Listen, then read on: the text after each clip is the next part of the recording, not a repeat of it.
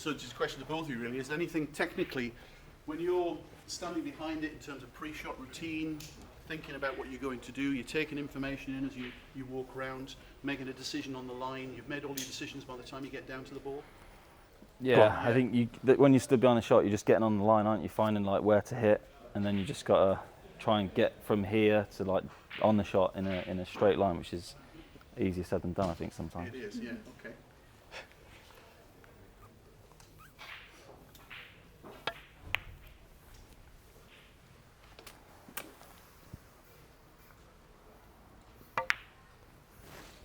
Looks pretty good to me. Ladies and gentlemen, any questions you want to ask while we're in this early stage at all? Anybody? Yes. Yeah, sure. When the red ball, the white cue was on the top punch, you get it straight in the pocket. I tend to miss. Well, we won't ask you to play it then, sir. Okay. Yeah, I think you're talking about the shot along the cushion. Along the cushion, Ah, I see, right. Okay. Down the rails. Yeah. I think down the rails, anything sort of around here and tighter, you just gotta try and pot them as softly as you can. I think if you hit the ball a little bit harder, it makes the pocket way tighter. So if you can just pot the ball soft as you can. Would you play it with a bit of side if it's tight on the cushion, or would you just hit it plain ball? To be honest, I do the opposite. I try and hit it as hard as I can. I do. I feel like it makes the pocket bigger, but I don't. I try and widen the pocket when I hit it. Yeah. That's nice that you agree. Yeah, Anyway, that's yeah. good. Yeah, excellent. Okay. While we're on the same topic in that case, I mean, plain ball side, how much do you use? How often do you use it? I think you know more about technique. I don't really know what I do. I think I probably use a little bit of side, I think, on every shot. I think you do as well, but Judd aims a tiny bit right of where he hits. Yeah. So sometimes it looks like he's hitting right, but he hits bang in the middle. Yeah. Whereas I mean, most other players, not everyone does it, but you can sort of see where they're aiming. But he doesn't know his technique. It's just natural. It's very rare to play a shot plain ball. I think unless the ball is straight, then you probably most of the shot is with help inside, isn't it? So I think it always helps as well if you put a bit of side on. It's just like fractions, but you know which way the ball's sort of spinning. Whereas if you go in middle and if you hit a little bit left or right, the white can spray off in any direction. But if you know you're going to try and play this with a tiny bit of left. Okay, go on then. See one.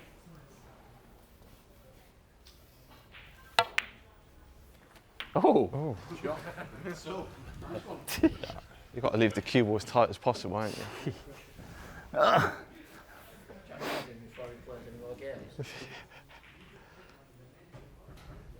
Uh-oh.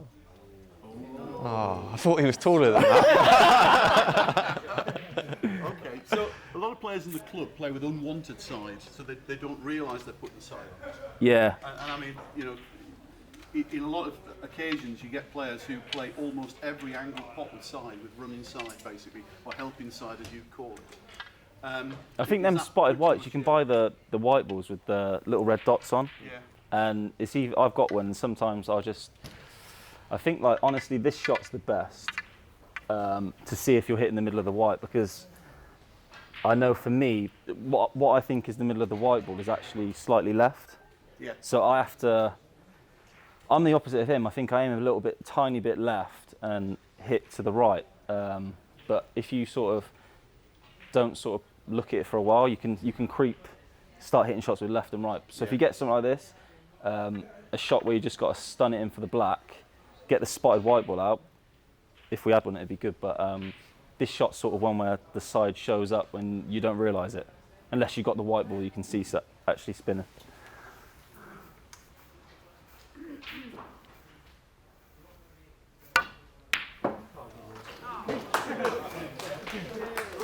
Something like that. There we go. There we go. He's got a treat for you. Go on. Oh, really? Yeah. There you go. Okay.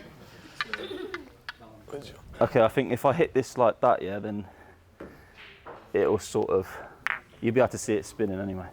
Okay. I'm going to hit it quite hard, because harder than I normally would, because it sort of like amplifies the error. Yeah. What's going to happen?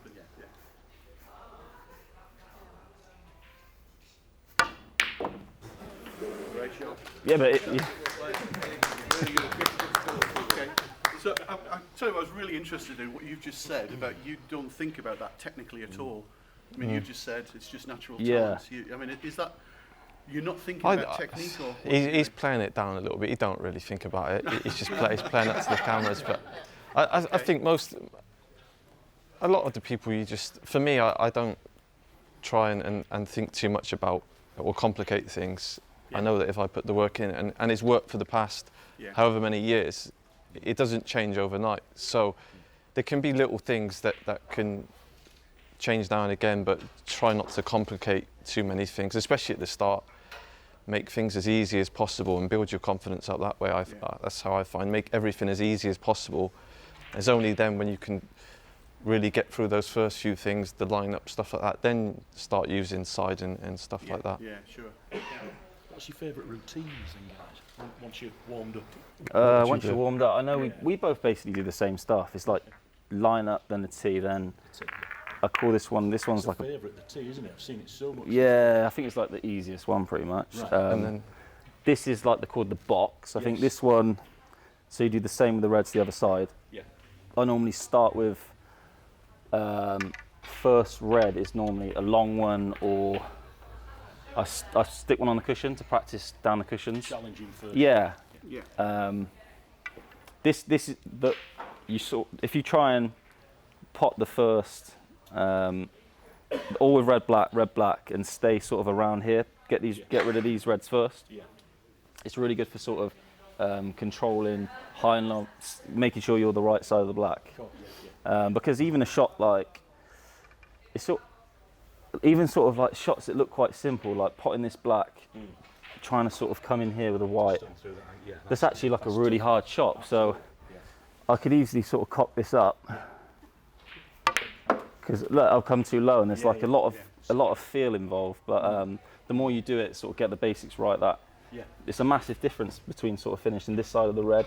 Yeah. Whereas if you finish low on it, then you've got to come up for the blue. as you go through the routine as well, it gets harder because you start playing for individual balls then. So the first couple you can get away, you get lucky because you've got choices. Yes. As you go through it, then you come down. You've got to land perfect every time then. So you can kind of build your confidence up that way. That's the double-edged sword of lineup, isn't it? Yeah. You can actually hit a bad shot and still finish on a ball that you can pot, so it's a confidence builder. And in a game of snooker, the balls never finish like that, do they? No.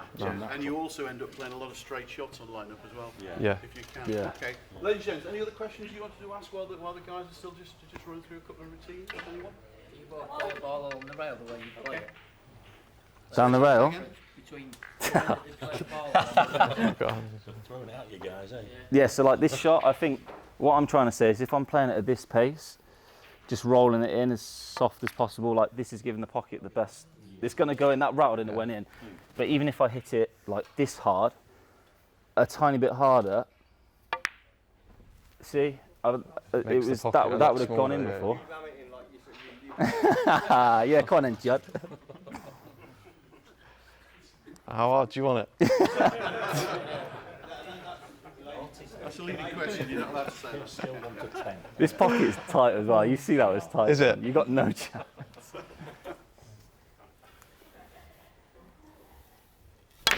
To be fair, I see you do one the other tournament, the Champion of Champions. You've done if it was against, who did you beat? Was it Mark? You ran one in. I that thought one you got down no there, wasn't chance. it? Yeah. Yeah. But generally, yeah. I mean, that is actually what I think. I'd rather play the ball harder than obviously Jack was just personal preference. I find that maybe with my cue action I can stay straighter on line for longer, playing it with more power. Jack's cue action's probably just that little bit straighter than mine, so he can hit the ball a little bit softer and drop it in. And the lady over here was just asking how early, when did you start? I know. Yeah, how old were you when you through the first juniors. picked the cue? Oh, we were young. I think snooker I was 6, but I played pool from maybe 4 or 5. So very, very young. Yeah, I think Jack was just a little bit older. Yeah, a right? tiny bit older, but the same when I was about 5. I was playing on the floor. I put golf balls down. I try and like. Come on then, show us. Oh dear. Did you know each other before snooker No. as well, or no? No. We met maybe because I was playing in competitions a little bit before you, weren't you? But because we were from the same area, we were playing in very similar competitions, and we got to know each other like that. I think I remember we played in a handicap competition in Bristol, and well, I can't remember what my handicap was, but he was giving me about 40. I thought, I've got to beat this guy. He beat me like 3-2. And I thought, man, I'm way off. I'm not ready. I'm not ready yet. But And yeah. what about, you talked about technical, so what about coaches? I mean, you're both very, very natural players. I don't think you never had a coach, have you? Very, very young. I think when I was first learning the game and when I first started playing, because I was so young, I used to queue out here because I wasn't tall enough. So then as I got older, I learned to straighten up my arms. So it kind of helped with that. But then you get to a certain point, I felt like I learned everything I could when I was like 11 or 12, and then from then on, it's just for me, I'm learning off other players, looking what they do, watching the TV. I still always watch snooker on TV and try and learn that way. Try and learn from my opponent, not sulk too much in my chair, and try and concentrate on what they're doing. Absolutely, yeah. Something to learn all the time. I mean, it's not a game of perfection, is it? No, Yeah, no, you have to be. If you try and chase that. Yeah, you have to be try and patient. get there, but you Yeah, could drive yourself nuts, couldn't you? Yeah. If you did that. Yeah, sometimes you got to appreciate a good miss. Yeah, absolutely. Is that why you ram that one in hard, just in case Yeah. you don't leave it over the bag? yeah.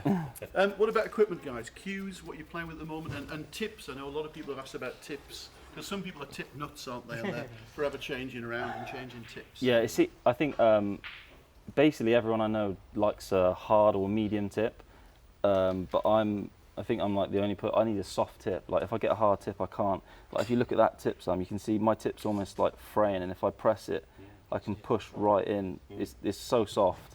I just can't play with a hard tip. I don't know if when I was little, I used to play with soft tips, but yeah, it drives me crazy. So I need soft tips. Whereas I ask him, and you know, he doesn't even know. You know, is it hard or soft or what? I don't know, but I think Jack's told me, Matt Seltz told me, I must have the worst tip on the top. If you look at it, Yeah, it's, like, all, it's it's all all overhanging frayed compared to edges. But Like Jack's that's is a bit of perfectly art. around. I've got all little bits coming off.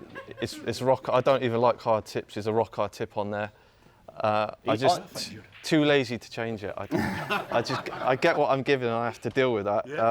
But I that's, do my own yeah. tips, and Judd can't put a tip on. So Nah. he sends his cue to London. He sends it. About 2.5 hours I away. do. I'm in Solihull. Oh really? Yeah. Well, it'd be better. But he put a tip on for me once, and it fell off. Never again. Absolutely. it was. Question about chalk, gentlemen, yeah? Yeah, what's the best chalk? The new chalk? Nah. Original. Yeah. Triangle, yeah, triangle. Stick to triangle, yeah, because it puts your opponent off as well. They think it's too messy and they get really annoyed. So you get in your head before they start. So you've stuck with the old triangle. You've gone I'm on to the tower. have Yeah. you? I went to Judd's for a game about 3-4 weeks ago, and literally first frame I've had a massive kick. We were having a practice, and I've had a massive kick, and like, I haven't had a kick for months in where I play, and I just looked at him, and you know, I thought, I don't know when he's going to convert. I don't think he is, but Yeah. you know, you can't help stubborn people sometimes. I do remember that. I think you had a kick, didn't you? And Yeah, then straight away. you asked me why I was still using it or something like that. And then the next frame you miscued, and that was enough for me. Yeah, I think the early stuff, Yeah, lost a few miscues. yeah. the early It's stuff got did. better as it's The gone early through, stuff did, yeah. And now for me, I think I just get just as much spin with this gear. But I think the best thing is it doesn't, because it's a bit softer. It doesn't actually rub your tip down. Yeah. So my tips now, Yeah. they used to last about 2 months. Now these things are lasting like a year because it's a really soft. So you know, I think that was what actually normally wears a tip down, the chalk. Whereas this stuff is softer, and my tips are lasting, you know, 3-4 times as long. So. Yeah. It's priceless for me, you know. I'm not getting kicks and Yeah. my gear. And cues, I mean, obviously very personal, very individual. You keep the same cue, you've had it for a long time. This cue I've had about 5 years, I'd say. Yeah. So most of my success has been, the real success has been with this cue. But I'm someone that probably changes maybe every 5 or 6 years. The way I hit the ball, I kind of bend the cue at impact. Yeah, that's So great. it- Wear it out. Yeah, it actually bends the cue a little bit, and I feel like it loses a bit of power because I hit the ball too hard. So I'm someone that has to kind of change a little bit more often than maybe some people that have used their cues. You're a bit of a tinkler as well, aren't you? John Paris made me a new cue actually the other month, and I'm trying to change, but I don't know. This cue's doing all right. I guess sometimes you sort of search for something that's not there. You know, I want a cue that's. I want the way. I know what I want. You don't. I'm a bit more specific. What do you reckon to that? Is that a bit of you or not? Go on. It's a self-potting cue, so you can't. You can't miss. Yeah. What do you want? Go on. You can't miss it with that cue. That's a hard shot. It's good technique though. The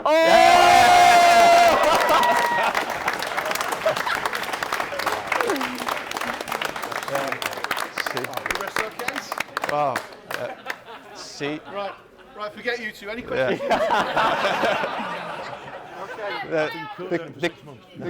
The cue actually works for anyone, so if you want. It's just a magic cue. Yeah. It's magic cue. Okay.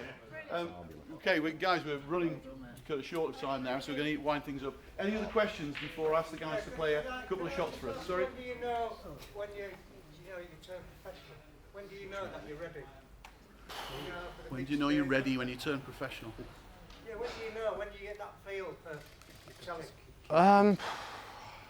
You were 15, weren't you? Yeah, I think I just turned 16. I mean, you don't really know. You want to be doing well in the amateur, like your own age group. You want to be winning everything in that age group, and to progress from there. Really, you want to really be the top player.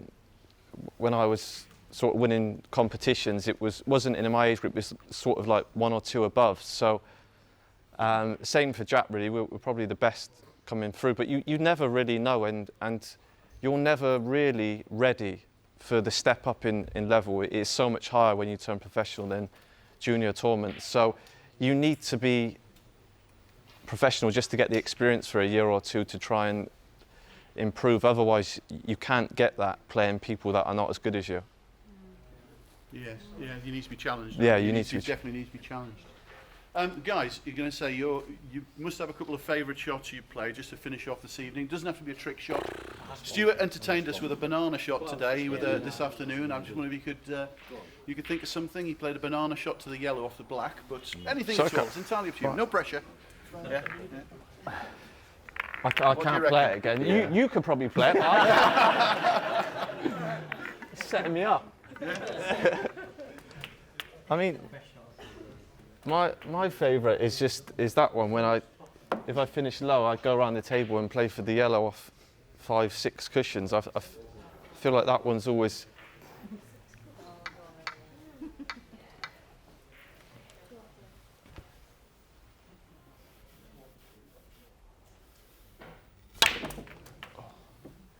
Oh. It normally works. Bit more side on that one next time. That was wise. No pressure.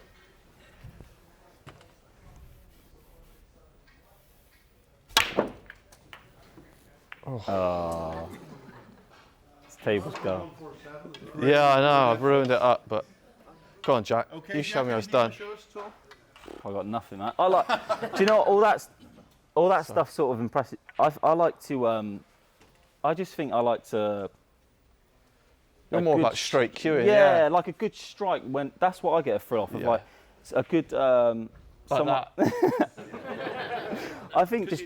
I think it's like class, like hitting the ball, getting as Bang much in the spin. centre, Yeah, getting a nice bit of spin and not hitting the ball too hard. So I think it's more impressive for me when a player's got really good timing. Obviously, Judd's got amazing timing. So Yeah, 'cause I mean- when they sort of, you think, God, he didn't even hit that, and you see Yeah. the white, and it's like. And timing's everything in that. Yeah. Isn't it? Absolutely, yeah. So I think on a shot like this, I'm trying to pot the blue, obviously, like screw the white back here, but I'm not trying to throw my arm at it. I just think it's impressive when someone pots a shot like that and they give the pocket the best chance, hit the ball in there soft And as possible. you can feel a good strike as well. Yeah. You know straight away. Hey. That wasn't it. But I think, Down here. what are you laughing at? There you go. Yeah, but I think for me, like that's sort of what is very like repeatable, potting shots and with good timing.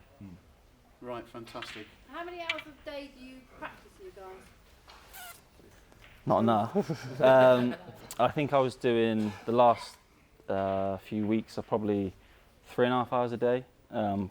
Yeah, and then yeah, every day. But I think so. But the last week I've been doing like 2.5 hours, and then having a few hours off, and then doing another sort of 2 hours, because you can't really do much more than that, because like by the end of the day I'm so drained, because snooker's obviously it's not physical, but you've got to really concentrate on every shot, and it's mentally draining, I guess.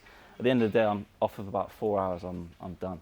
Yeah, eyesight, concentration. What about you, Judd? I'd say slightly longer, but not much longer. I think for me it's just about, if I can go like an hour without missing, that's more impressive. Just trying to keep the concentration. If you can, in practice, if you can go like an hour without missing a ball, go through 6-7 routines, then when you go out there, you're only playing 4 frames before the interval, so you've done more than enough, and you're more prepared. So it's more about quality than quantity for me. Yeah, if you can miss as least as possible rather than playing an extra 10 frames of missing 2 or 3 times, that's much better than going through the motions for the sake of it. You get to a point where you know you're tired, and and that's when your eyes are tired. And that's when you should stop. Yeah. You're gaining nothing after that point. Just smashing the ball around. Ladies and gentlemen, I think we have to stop there, but can you please put your hands together? Huge thanks to Judd. Brilliant, very impressive. Really appreciate it. And I think you've just converted another 100 people to be rooting for you, so congratulations and well done. Cheers, guys.